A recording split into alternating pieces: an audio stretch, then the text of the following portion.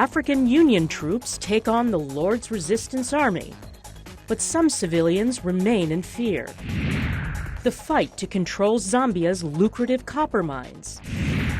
And why has this model sparked a plus-size controversy? Africa 54 starts right now. Hello, I'm Lenore Moudou. Vincent McCurry is on assignment. This is Africa 54. Tonight, a renewed effort by African Union troops to fight the Lord's Resistance Army in 4 countries has improved the lives of many civilians once terrorized by the violent rebels. But the thousands of people who once lived in constant fear say that awful feeling never goes away. Mark van der Wolf reports from villages in the DRC, the CAR, and South Sudan. It is believed that Joseph Kony and his few hundred fighters of the Lord's Resistance Army are hiding in the jungles of the Central African Republic and the Democratic Republic of Congo. The town of Obo in CAR is not only full of people that were previously displaced because of LRA attacks, but many here were also abducted. Many of them children who feared their lives every day. Like this 60-year-old girl who was kidnapped and had to cook for Joseph Kony for 4 years. I was living in fear when we were with Kony. He was killing most of the people they had abducted. And whenever we would go to villages, I would see the many killings. I was always afraid I would be killed as well. An African Union initiative established a regional task force in 2011, bringing together troops from the Democratic Republic of Congo, the Central African Republic, South Sudan, and Uganda. The troops made a lot of progress, decreasing the capability of the LRA. But the trauma for civilians is far from over. This children's center in Nazara, South Sudan, hosts 39 victims of the Lord's Resistance Army. Here they receive social support and families are being traced for reunification. But victims of the LRA are different from victims of other violent conflicts. They initiate them into LRA by brutality, and then they assimilate them by making them to become to adopt to the culture of the LRA, which is the Acholi. And even in the gold-rich town of Nazako, CAR, where the LRA used to operate freely, life has returned to normal, but only because of the protection of Ugandan troops. The LRA, he has been weakened now, but in case we go away, I can assure you Joseph Kony will be in a position to abduct, to train and replenish. And again, we will go back to disorganizing everybody and we will be back at square zero. Uganda soldiers are taking up the responsibility as CAR troops left their post at the regional task force after an unconstitutional change of government in 2013. If the Ugandan army would leave, the situation is going to be very bad because they will come back for us, those of us who escaped. But even though the AU's regional task force has removed the LRA from the villages they used to attack, they are still in hiding. And the LRA can at any moment strike other towns without African troops. Marten van der Wolf for VOA News, DRC, CAR, South Sudan. Now to the Ebola crisis. Liberian President Ellen Johnson Sirleaf is ending the state of emergency she instituted because of the Ebola crisis. Ms. Sirleaf said Thursday the fight against Ebola is not over and that some restrictions will remain in place. Meanwhile, members of the U.S. Senate Appropriations Committee questioned top U.S. health officials on what needs to be done to protect Americans from the Ebola virus. Here is the first of 2 reports from VOA's Latika Hoke on the crisis. Maryland Senator Barbara Mikulski, who chairs the committee, said most Americans agree that Ebola must be fought at its epicenter in Liberia, Guinea, and Sierra Leone. We have to have a strong worldwide public health effort, vaccines to prevent diseases, therapeutics to treat diseases, the people and the infrastructure to do that. Mikulski said the Ebola outbreak meets the criteria for emergency spending because it is sudden, unforeseen, urgent, and temporary. Alabama Senator Richard Shelby, ranking Republican on the committee, criticized what he called a confusing and at times contradictory U.S. government response. For example, the CDC's guidance to hospitals has been a moving target. This uncertainty may have exposed healthcare professionals to unnecessary risk. The CDC defended its actions, saying Ebola's ebbs and flows are unpredictable.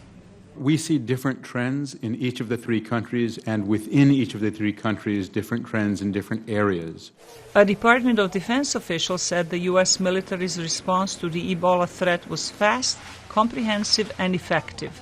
The Department of Defense's interim measures are an essential element of the U.S. response to lay the necessary groundwork for the international community to mobilize its response capabilities. The administration also defended its decision not to ban visas for citizens of Ebola-stricken countries.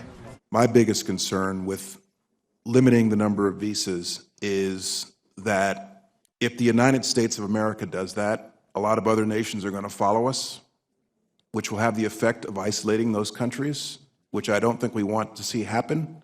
Health officials have pointed out there has been progress in the fight against the virus since the last congressional hearing.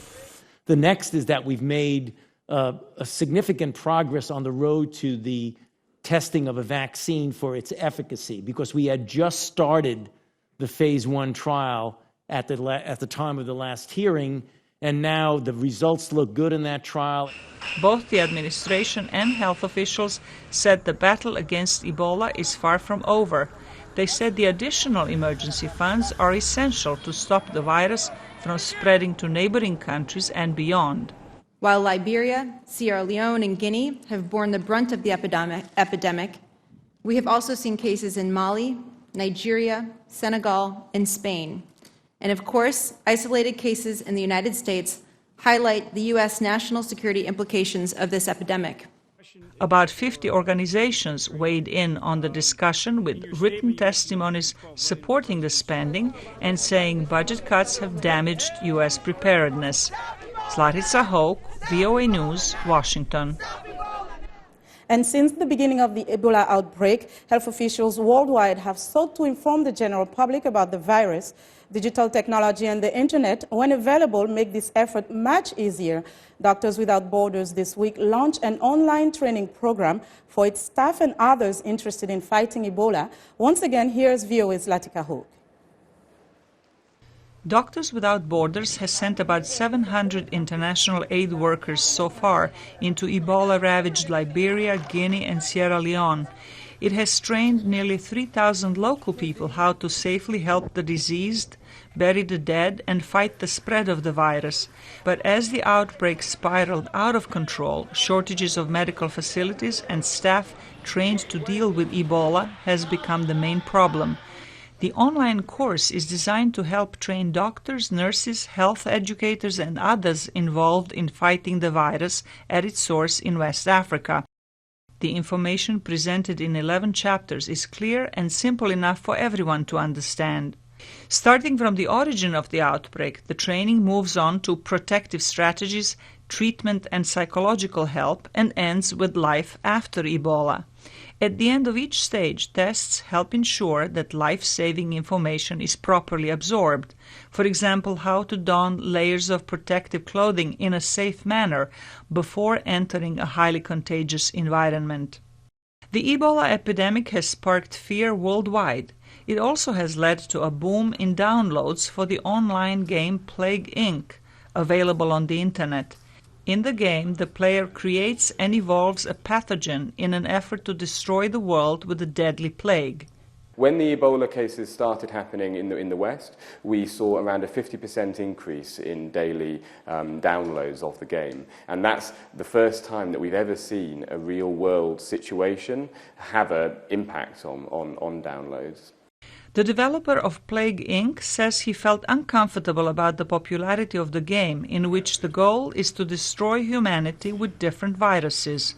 I didn't want to have my game associated with something as horrific as the current Ebola outbreak. So that just made me very keen to try and use that position to help in whatever way we can.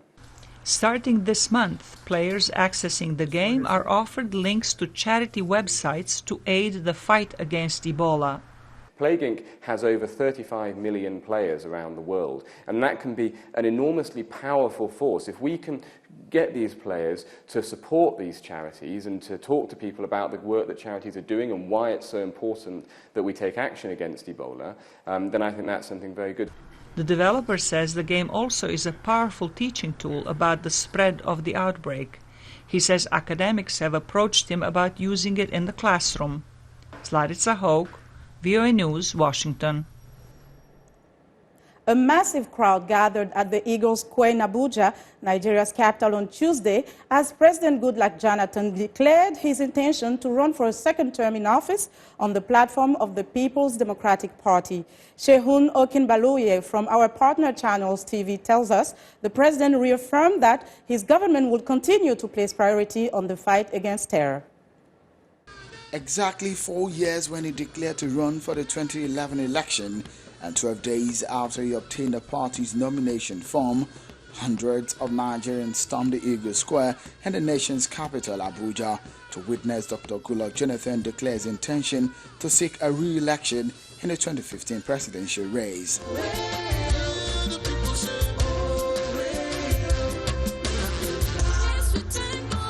Performances and event formalities taking, key members of the party took to the podium to deliver their solidarity speeches. I make bold to say our president has led this country well. His transformation agenda is blooming in every sector. Under our beloved president, our country has continued to make remarkable progress. We call on you to accept this endorsement. We call on you to carry on with the good work that you are doing. We agree that there is a requirement and a need for continuity, because continuity will ensure progress. We are saying carry, go. But Mr. President, we know that the route to 2015 is not going to be very smooth. But we are assuring you that at the end of the tunnel, victory is yours. And the moment came when the man whom everyone gathered here to hear from walks up the aisle amidst cheers from the crowd. Before breaking the ice, President Jonathan first recounted the achievements of his administration, from issues bordering on security, job creation, and economic development. We have had to deal with the wave of insurgency that has swept through some parts of our dear country. Only yesterday, Government Science Secondary School in Yobe State was bombed by insurgents, killing our promising young children who are seeking education to build the country. Clearly, this has cast a dark cloud on our nation, but we will surely win the war against terror. A number of young men and women have been kidnapped by these criminal elements, including our daughters from Chibok. We will surely get our daughters free. We must defeat terror. And then he delivered the last part and perhaps the most anticipated portion of his speech.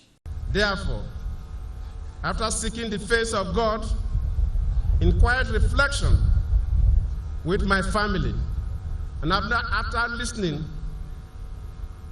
to the calls of our people nationwide to run, I, Goodluck Ebele Azikiwe Jonathan,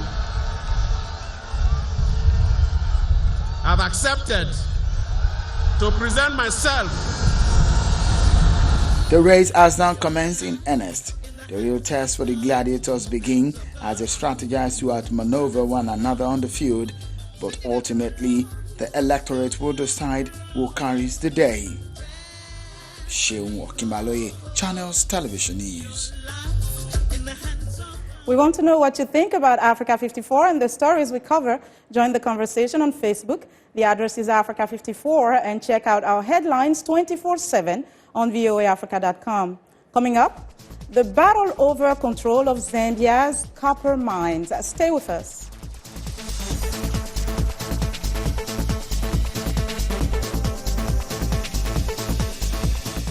What exactly is Ebola? Can I catch Ebola through the Are air? the people who have it contagious? What is our government doing about Ebola? What are the symptoms of Ebola? You have questions about Ebola? Straight Talk Africa has answers. VOA presents Straight Talk Africa, Ebola, Knowledge is Life, a special town hall meeting with leading experts on the front lines who will answer many of the questions surrounding the Ebola outbreak. VOA presents Straight Talk Africa, Ebola, Knowledge is Life. November 19th, only on VOA.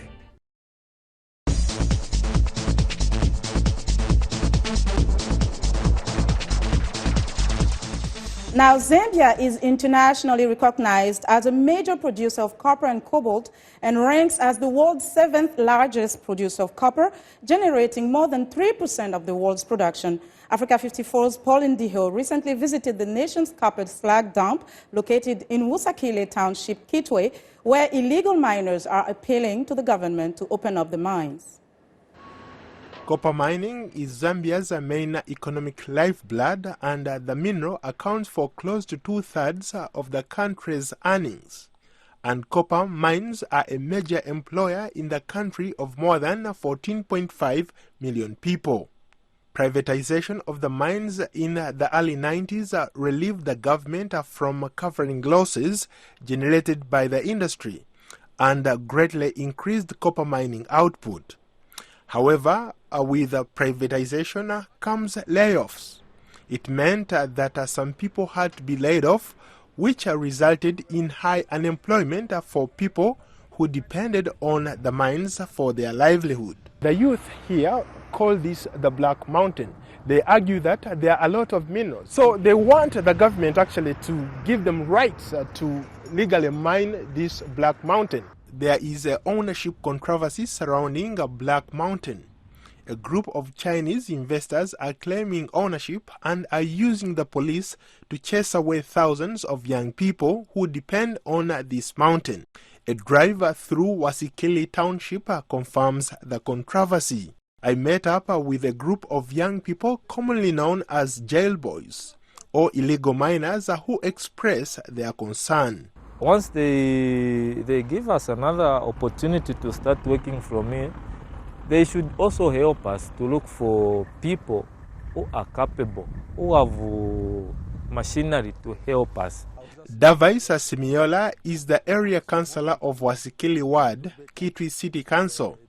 He says the mining companies are not doing enough to employ the youth, and he wants the mines to be controlled by the locals. Not going to allow any Chinese to come and operate from this, because this thing belongs to the youth of this area. Okay. They were given by the Honorable Minister. So we are not going to allow any Chinese. Councillor Christopher Kangombe represents a Riverside Ward and says that the mining companies need to do more to improve the living standards of the people in Kitwe. We would want to appeal to the mines that even as they run the mining business itself, which is their core business, they should remember that Zambia, culturally, we've relied on the mining industry to raise other social amenities. Speaking exclusively to Voice of America, the Zambian Minister of Mines revealed that the government is in the process of issuing mining licenses to the youth. Black Mountain, it must be mined properly, otherwise it can be catastrophic in the sense that that thing can collapse. Looking at the methodology, mining methodology that people are applying, they are digging in, that can be disaster. But we want you to get organized, and we shall formulate and give you licenses and have you trained and get some people can guide so that you can exploit this Black Mountain. Jackson Askamo is the president of Zambia Chamber of Mines, the body responsible for promoting the interests of the mine owners. He says the mining companies are doing enough to employ Zambians. At the time the mines were being privatized in 2000, there was no single job on the mines which had not been done successfully by a Zambian. So we have Zambians working on these mines at all levels. The Democratic Republic of Congo has surpassed Zambian copper output production for the first time since 1998, making it Africa's biggest copper producer. Reporting for VOA News, Paul Ndiho in Copperbelt, Kitwe, Zambia.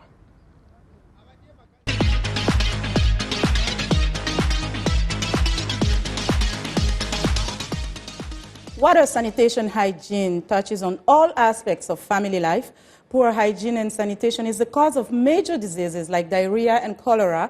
The World Health Organization says about 2 million people die every year due to diarrheal diseases. Most of them are children under 5 years of age. Joining us for more on the subject is Jess Arnett, Executive Director of the Clear Water Initiative. Jess, welcome to the show. Hi, thanks for having me. So clearly, water, sanitation, and hygiene are so basic for everyone around the world, but yet so many people do not have access to it. What are your observations in your work that you do? So we know that water, sanitation, and health is a major driver for health. And for children, it's a major driver for them in getting a good education. So we work with rural communities in northern Uganda, and we see the impact every day of the way that water and sanitation impacts their lives. Water is not just something that you drink, it's something that you use for bathing, for cooking, for cleaning. And a lot of what we see is not just traditional waterborne diseases that you might get from drinking water, but also skin diseases, it impacts asthma, it impacts all kinds of your daily life and your daily health. Definitely impacts all kinds of our lives in general. Now, when you look at the communities that you work, where you work, do you see any type of specific needs? I know that you've been building wells. Tell us about that and the type of needs that you are able to meet. So in rural Uganda, we know that 1 in 2 people doesn't have access to basic sanitation, and 1 in 3 doesn't have access to clean water. And so we work with kind of remote rural villages, and we partner with them for about 2 years. So we build a well, but then we stay involved with the community to help them make sure that that well is sustainable. And it's a lot of work to partner with the community to help them build up the infrastructure to take care of the well, and to make sure that when we exit the village, the well will not fall into disrepair, that they'll have the skills and the tools to be able to repair it and keep it functioning.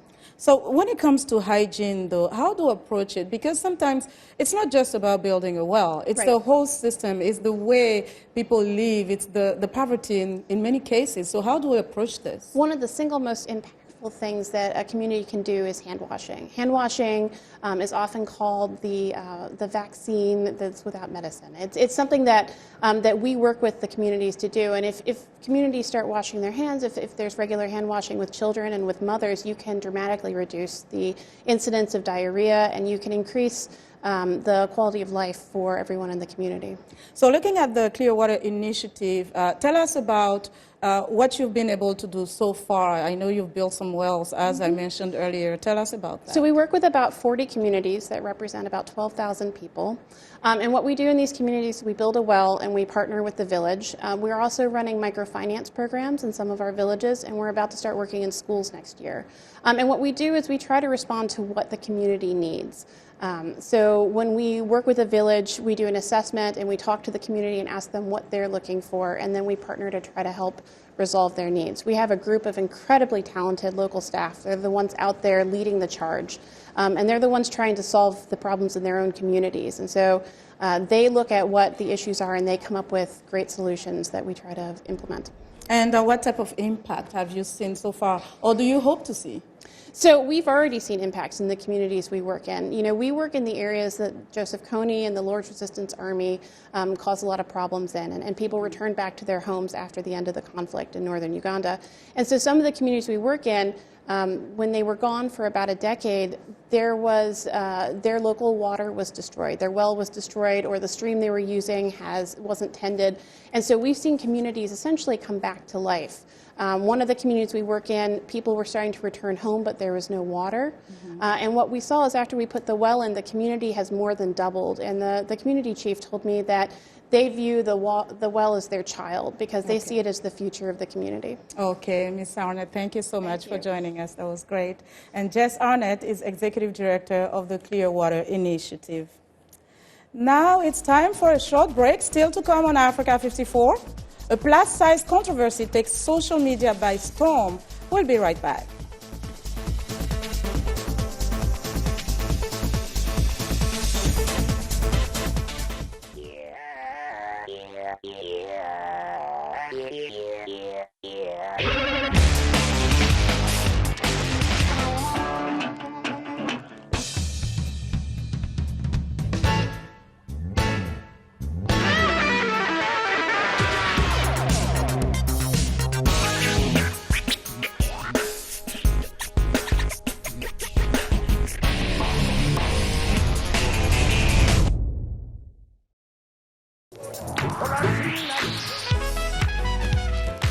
I wanted to present music and a side of American culture that is most important to me, that is a part of who I am. They're going to get some incredible performances.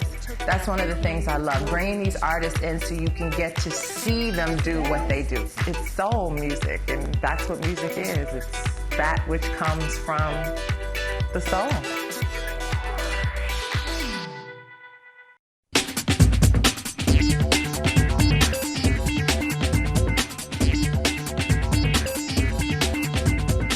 Welcome back to Africa 54. Here's what's trending. Fashion brand Calvin Klein is facing quite a backlash. Twitter exploded this week over a Calvin Klein ad that is part of the brand's Perfectly Fit underwear campaign and features a model named Myla Dalbasio, who is a size 10. The outrage was prompted by an interview with the model in Elle magazine, in which she talks about plus-size modeling and the problems with being neither a super skinny girl nor a really big one. For the record, Calvin Klein never labeled her as a plus size, so no need to fire up an angry hashtag. Next up, it may be a video game, but yellow umbrella mirrors what's been happening on Hong Kong streets for months. On one side of the barricades are the student protesters armed with the symbolic yellow umbrellas, and on the other, tear gas wielding police, armed thugs, and various identities. The app has been downloaded more than 60,000 times since it was first released on Google Play in October. There are no winners in the game either. At the end of the game, a notice pops up reading, "This is not a revolution. We ask for democracy and peace." And in other tech news, a new app is helping the high street go high-tech. Have you ever passed a shop window and seen something you crave in the window, but the shop is closed or you're in a hurry? Well, now a new mobile app called Shop in Street allows you to shop out of hours. The app allows its users to share a favorite product, add it to a wish list, or bookmark it to collect later in the store. So far, the app is only available in France, so stay tuned to see if it takes off elsewhere. And that's our show for today. Be sure to watch Africa 54 on our website at voaafrica.com. And for more news, tune in to VOA's evening radio show, Africa News Tonight at 1800 UTC, and in the mornings to Daybreak Africa between 300 and 600 UTC, Monday through Friday. Thanks for watching, and good night from Washington.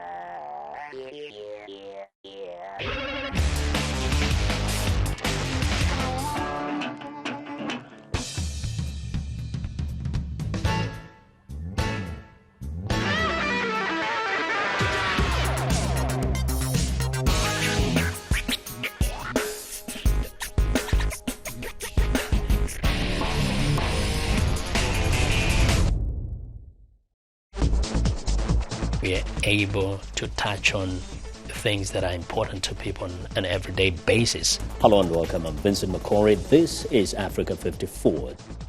In a lively half hour, news, sports, health, lifestyle information, comments from our viewers. Africa 54, the best for Africa, about Africa. Join us only on VOA.